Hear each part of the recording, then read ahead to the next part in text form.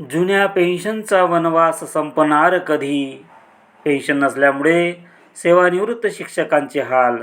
केवळ आश्वासन नको, कृती हवी. आता मात्र संघर्ष अटळ. राज्यातील 2005 पूर्वी नियुक्त झालेल्या शिक्षक तसेच शिक्षकेतर कर्मचाऱ्यांच्या जुन्या पेन्शन योजनेचा वनवास अद्याप कायम आहे. अनेक शिक्षक सेवानिवृत्त झाल्यानंतरही पेन्शनचा लाभ न मिळाल्याने त्यांचे हाल होत आहेत. शासनाने वारंवार आश्वासन दिले असले तरी प्रत्यक्षात कोणताही ठोस निर्णय अद्याप झालेला नाही.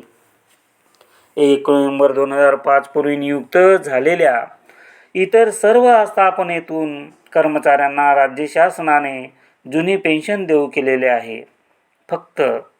फक्त शिक्षण विभागातीलच शिक्षक व शिक्षकेतर कर्मचाऱ्यांना टप्पा अनुदान असताना देखील हा निर्णय लागू न केल्याने हजारो कर्मचारी जुन्या पेन्शनपासून वंचित आहेत. काही जणांना निवृत्तीनंतर नियमित उत्पन्नाचे साधनच नाही. 2005 पूर्वी नियुक्त शिक्षकांना जुन्या पेन्शनचा हक्क असूनही अन्याय होत आहे. अनेक ठिकाणी शिक्षकांचे कुटुंबीय पेन्शनसाठी दारोदार फिरत आहेत.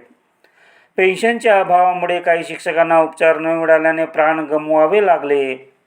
दीर्घकाळापासून पेन्शन वनवास भोगणाऱ्या या कर्मचाऱ्यांच्या न्यायासाठी अखेर सुप्रीम कोर्टात याचिका दाखल करण्यात आली आहे.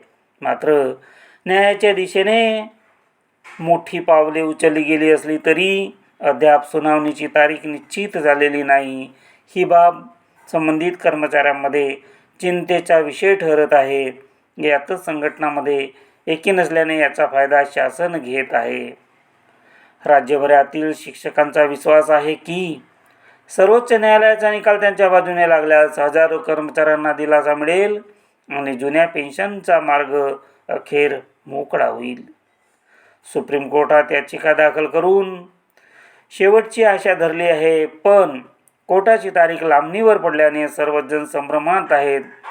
शिक्षक आमदारांनी आता विधानसभेत हा मुद्दा ठामपणे उपस्थित करावा आणि पेन्शन वनवास संपवण्यासाठी सरकारवर दबाव आणावा, अशी कर्मचाऱ्यांकडून मागणी होत आहे. आता मात्र संघर्ष अटळ आहे. यासाठी सर्वांनी तयार राहावं, अशी नम्र विनंती. धन्यवाद.